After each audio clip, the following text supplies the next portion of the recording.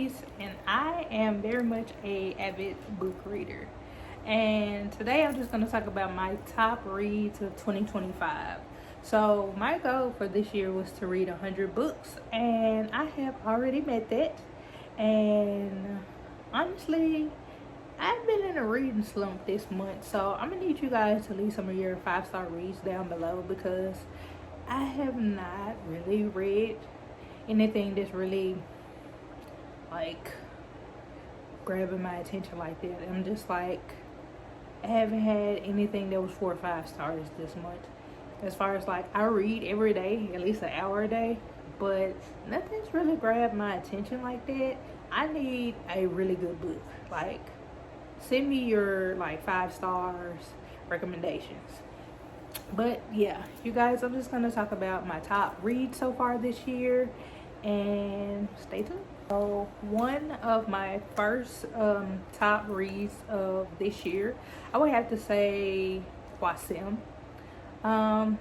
If you are not new to Jaquel's Delgado series, you would know that Qasim is in, I think it might be I think it's season 4 of that series, where it partakes, the book starts off with Capone, and then Capadonna, and then Capri, and then Qasim. And I think for one reason that Qasim was one of my favorite reads is because of the character development. As far as, I feel like a lot of people tend to have a love-hate relationship for him because how he really treated Blair. And in a way I can understand, because it came to some points within that series I'm like, Blair, stand up, stand up, stand up. I'm just like, I feel like you live, sleep, eat, breathe this man. Like, stand up. And if you have not read Qasim 3, I feel like she did in a portion of that book. Like, I'm just like, okay, she finally standing on business, kind of, but still I'm just like, wow, now you want to stand on business. But yeah, so I would say that is one of my favorite reads of the year. I would say Qasim 3 was definitely my favorite, just because it just ties everything together. And I guess you can say in a way, this is a spoiler alert, so if you haven't read that, fast forward this part. Very much giving, his happy ending with Blair and them having their baby and Elijah. So it's just, it was a really good feel good moment to see how they developed as a couple, and how they reached that point, and everything that went on with like him and his past and grieving and stuff like that, and Blair with a way that she was grieving too, because they had something in common. So as far as the loss of a child, so I feel like that was a really good, that I wouldn't say that's my number one, but it's definitely one of the, I say like my top 3 of the year. Also, one of my other favorite authors, because if you do not know, Jaquel J is my favorite author, her and Elle Casey. So one of my other top favorite reads of the year was, well, one of the recommendations I always give people is Demon's Dream. It's the best 750 pages you'll ever read, in my opinion. But I read that last year, so one of the series I read from Elle Casey this year was This Beauty of Street Love. I might be butchering this. I am so sorry if I am, but I'm going to leave the book cover here. But when I tell you, if I'm not recommending Demon's Dream by Elle Casey, another Elle Casey series, I'm recommending that, mainly because there was some really good books. As far as, I love families in a series when it pertains to a family. Now, this is not a series to where each brother like gets his own book or anything like that, but they're 3 brothers, and I must say the Trip is my favorite of the 3, but I just feel like he's my favorite because One thing I like within a book when a man does yearn, I do like that. But yeah, Trip is my favorite within that series. But that was a really good series. That's one of the first series I read this year. I think I read that back in February. But yeah, that is a really good series if you want to read a series by Il Kaysen. Another good book that I read this year, this is a standalone, it is Rhythms Blues. I love when a woman can level up when she's with a man that's not when and she's able to level up and get with a man who's going to spoil her, dine her, get her whatever she wants, and feels like she doesn't always have to be independent. Like, he's gonna make it happen for her. And I must say, like, with that book right there, that was a really good book. It was like a really cute book, how to see how she started off this way with someone and ended up with another guy that was, I guess you can say, well, he's over this guy in a way. It's just like how she leveled up on him. It's just like, oh, she doesn't need you. You needed her all of this time. But that was a really good book. I feel like I'm probably going to end up reading that book again before the end of the year. So definitely, if you want to stand alone, definitely read that. That book is by Kimberly Brown. And a series by Kimberly Brown that I read this year is the Dillinger series. This pertains to six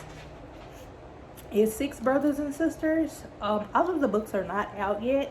The last book that have came out is Jada. But so far I've read all up until Jada. I read Jada maybe like 2 months ago, and it's a twist up between which two are my favorite. One would have to be Jada, because it's very much different from the other books in the series, mainly because it was one. All of the other books in the series are about the brothers, and this is the sister in the series. Even though there are two sisters, the second sister book hasn't came out yet.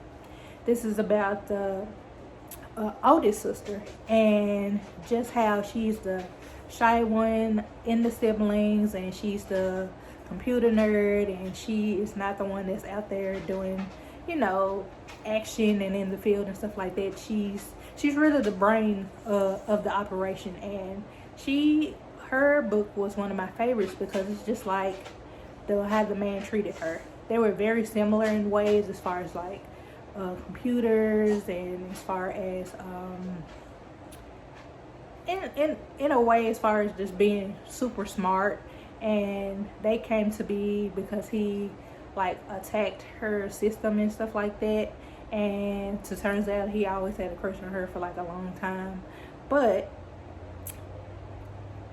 I just really liked that book because it's just like, it was a really good book. It wasn't a like climax or they break up or something drastic happens and then they come back together. It was just a really good book from beginning to end, because it's just like he showed her what he wanted, and in the end he got her. He said he was going to do all these things, and he did.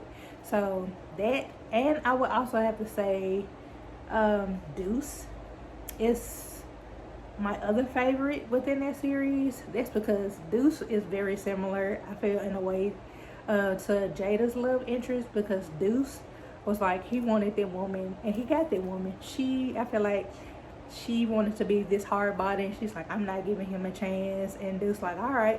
At the end of the day, he know what he wanted. He knew he wanted her, and he knew he was gonna get her. And in the end, he did get her.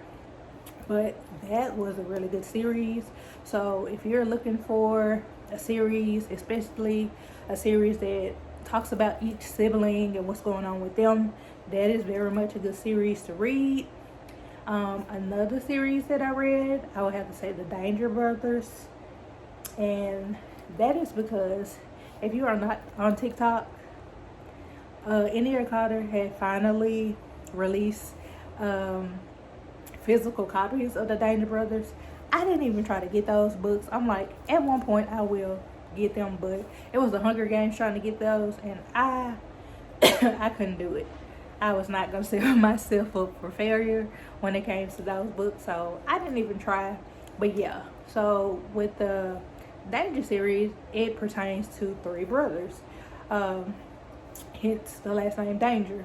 And I feel like with that series, I feel like a lot of people like Diesel.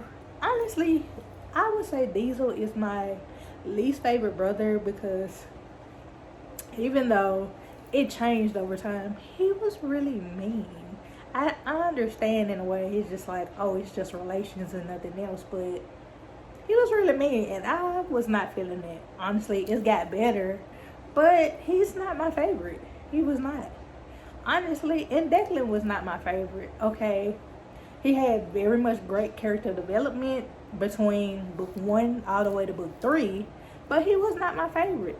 Honestly, Diamond was my favorite, and I feel like Diamond does not get the love that Diesel and Declan do. But Diamond was very much my favorite because how he wanted to be this grumpy pants and stuff like this, but he knew at the end of the day he wanted that woman. And let's just say that the Citrus Grove women are got the men eating out the palm of their hands. So I guess it's something about Citrus Grove. So I'm gonna need y'all to get y'all tickets like I'm gonna get mad because we needed to go to Citrus Grove. But yeah, as far as female character, Ella was my favorite. I'm just like, wow. When it came to book 3, I'm just like, oh, I see what people mean when they say, wait till you get to book 3, cause yeah, it was spicy.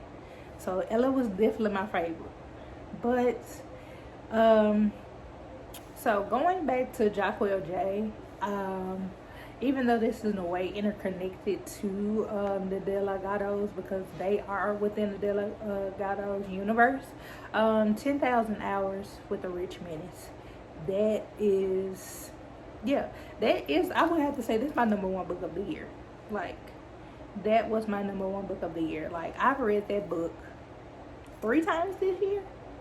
Yeah, 3. That is the only, no, I take that back. I think this is I've only read 2 books this year that I've read twice.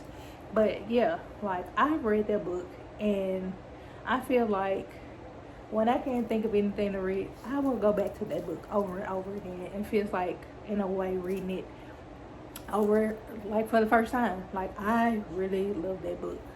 Now, Stevie, I'm just like, I feel like she a little touched. But Menace is my favorite. Menace is my favorite main male character in a series, mainly because, like, even though they say Menace has a lot going on as far as like him needing his quiet hour, him having OCD, Menace stood on business. Menace did not play about Stevie at all. When he locked her in, he was not playing about her. He'll give that woman the world if she wanted it.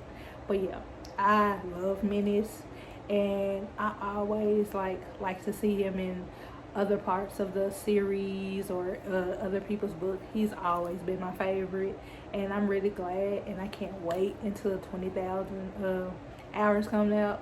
And yeah, like him and Stevie, I would have to say like one of my favorite couples besides Capri and Quamir within that universe, because like Menace does not play about Stevie at all. And yeah, he is like one of my favorites.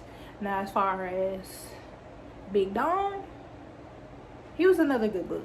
That is Menace Caselli's brother, and his book was really good. I have not read it a second time, and I said I would before the end of the year because I really like that book, because I love a good book where it's like it's love on both of their ends. It's no, oh, we break up or something drastic happens and brings them back together. Like when it's a feel-good book through the whole series of the man yearning the woman, or it's a type of connection with the two and it's nothing but them constantly building with each other. I love a book like that, where it doesn't have to be something bad or someone's dealing with trauma or like past relationships where it's interfering with them able to grow with the person that they're developing something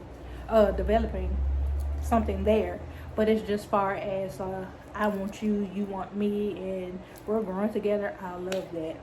I would have to say, like, my favorite scene within that is the proposal. Like, come on, like, she loved books and he proposed at a library. Stevie loves art. Men is proposed at a museum. Like, men with intention. Like, they understand what their women liked and they did that within a proposal. Like, come on.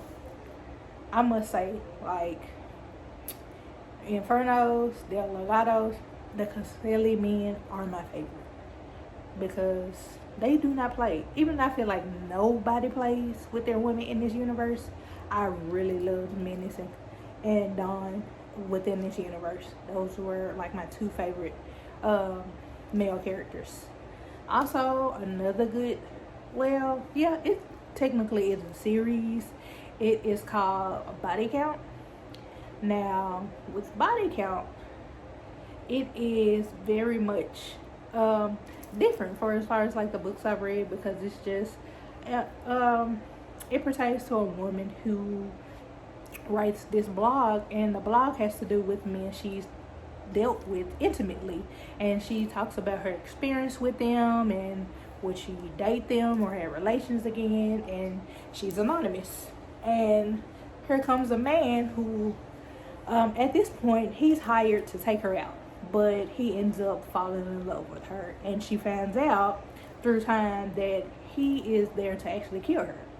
But as things play out, they start to build something, which leads to the second book, with has to deal with a different brother, because the main male in the first book has 3 brothers, 2, and so it has to deal with a different brother who is seems to be very different from Cross, and he has his strip club.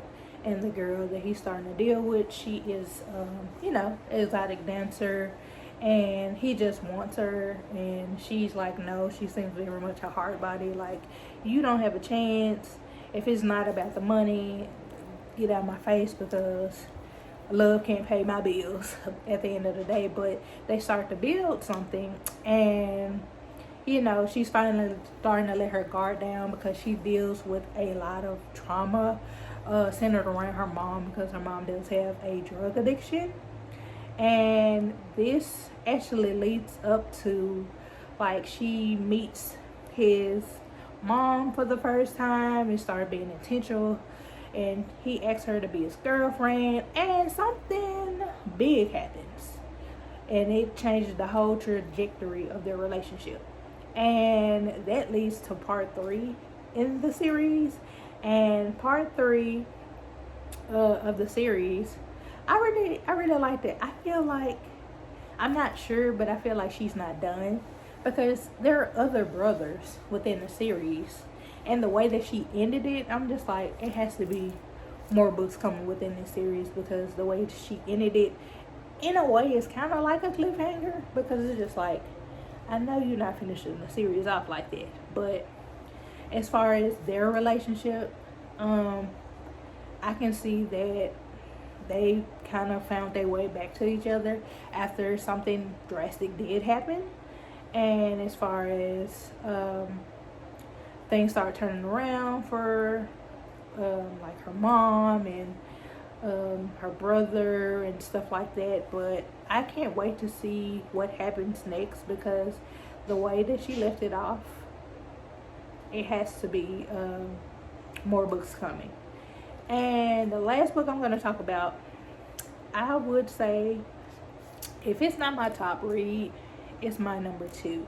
Now, this book right here that I'm going to talk about is technically considered a dark romance, but I honestly don't understand how, but it's considered a dark romance. It has been my favorite book of the year.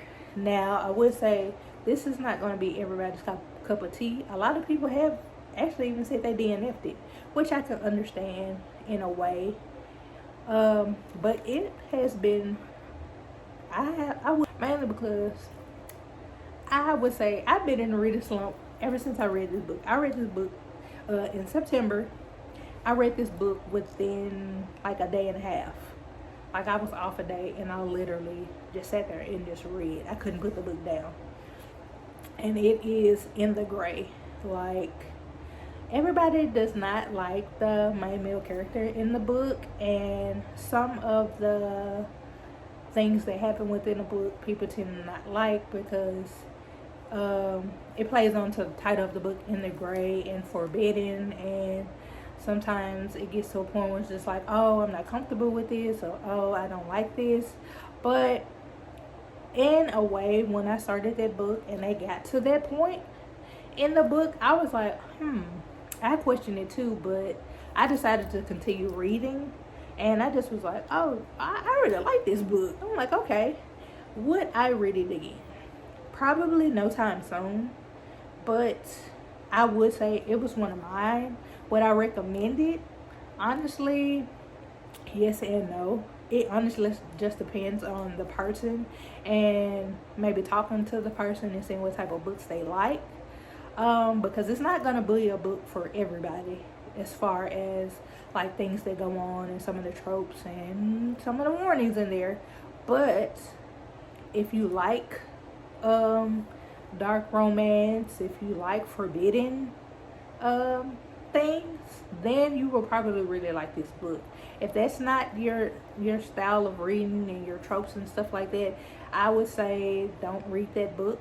Definitely, do a little more reading before you start it, because usually within that book some people get to that point and they're like, oh no, I'm not finishing this. No, it's a no. But for a lot of people who decided like, oh, I'm gonna continue on reading, they ended up really liking the book. It is very much a roller coaster, and yeah, I would say that has been my and it's crazy because it's just like what works for you or what you like might be a DNF to everybody. That's because when it comes to reviews and recommendations, take those lightly, because it might be some books out of there that people DNF and they'll be your top reads if they're like me. And as far as like, I could recommend this book to someone and they might even love it more than I did. So that's just some of the top reads that I've had this year. It's 2 more months in the year, and let's see how many more books I'm gonna read. Been in a slump lately, so hopefully I can get a very much good recommendation when it comes to a good 5-star read, so I can finish this year off strong. Heck, so I can finish the month off strong with at least 8 books read, because right now I think I'm looking at 4 books. And the book I'm currently reading is Love at a Funeral. I am about almost halfway in, and I really like this book. This is the author's debut book, and it's really good so far. And it has to do with a woman who is dating a man, and he ends up passing away. And turns out the man is married the whole time, and she finds out at the funeral. And she ends up running into her brother because something happens at the funeral, which leads to him kind of coming to her rescue. And turns out looks like they're starting to build off that, and that is the point within the book that I'm at, and I can't wait to see what else happened within this book. And yeah, and those have been my 2025 top books of the year. So just stay tuned, guys, for the next video.